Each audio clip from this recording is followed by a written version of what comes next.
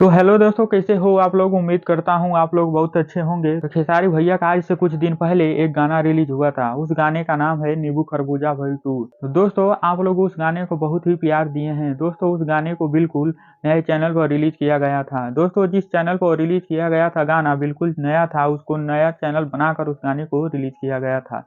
लेकिन नया होने के बाद भी वह गाना काफी धमाल मचा रहा है। तो दोस्तों आप लोगों के प्यार की वजह से वह गाना 75 मिलियन व्यूज हो चुका है और 9,83,000 उस वीडियो पर लाइक हो चुके हैं।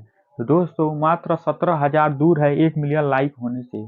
तो दोस्तों जल्दी से उस गाने पर 1 मिलियन लाइक कंप्लीट करा दीजिए। तो दोस्तों आप ही लोगों का देन है, आप ही लोगों का प्यार है कि वह गाना नए चैनल पर होने के बाद भी इतना धमाल मचा रहा है। अभी उस गाने को 1 महीना हुआ है और 1 महीने में उस गाने पर 75 मिलियन व्यूज हो चुका है और 9,83,000 उस गाने पर लाइक हो चुके हैं।